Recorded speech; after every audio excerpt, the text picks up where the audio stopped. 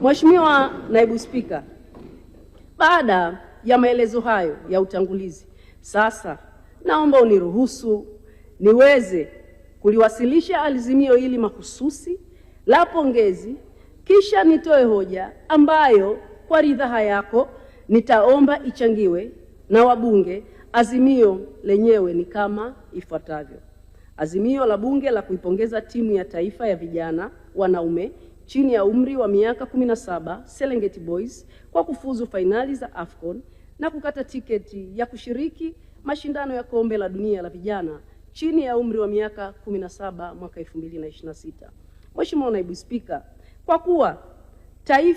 kwa kuwa timu yetu ya taifa ya vijana chini ya umri wa miaka 17 Serengeti Boys ambayo inashiriki michuano ya AFCON kwa vijana huko Morocco, jana tarehe 28 Mei 2026 ilipata ushindi wa mikwaju ya penalti 4-3 dhidi ya timu ya vijana ya taifa la Misri.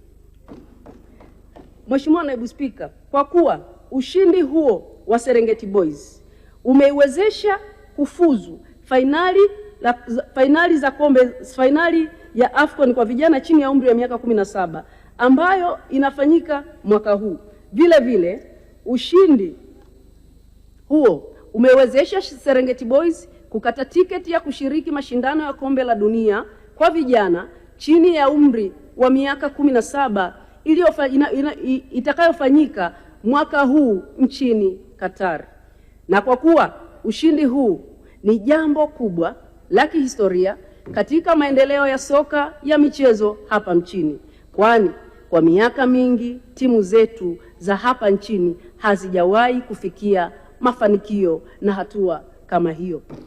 Kwa kuwa ushirika wa timu ya Serengeti Boys katika mashindano haya umeletea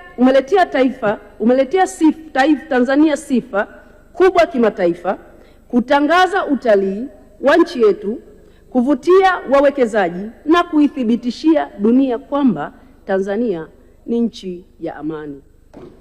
Na kwa kuwa maendeleo ya michezo hapa Tanzania yanachochewa na wadau mbalimbali akiwemo kiongozi mkuu wa nchi yetu Rais Daktari Samia Suluhu Hassan ambaye amekuwa mstari wa mbele katika kuhamasisha michezo. Na kwa kuwa ushindi wa Serengeti Boys ni jambo linapaswa kupongezwa na Watanzania wote, hususan sisi wabunge ambao ndio wawakilishi wa wananchi. Kwa hivyo basi, katika kikao chake cha 39 cha mkutano wa 3 wa bunge la 13, bunge linaazimia kuipongeza timu ya Serengeti Boys kwa ushindi ulioupata na hivyo kufuzu fainali za AFCON na pia kombe la dunia kwa vijana chini ya umri wa miaka 17 mwaka huu 2026. Kuipa timu ya Serengeti Boys moyo, hamasa na ari ya kupambana katika fainali hizo walizofanikiwa kuingia ili hatimaye wapate ushindi na kuiletea Tanzania sifa nzuri, na kumpongeza mwanamichezo nambari 1 Tanzania, Mheshimiwa Daktari Samia Suluhu Hassan, Rais wa Jamhuri ya Muungano wa Tanzania, kwa kuinua na kuhamasisha sekta ya michezo nchini.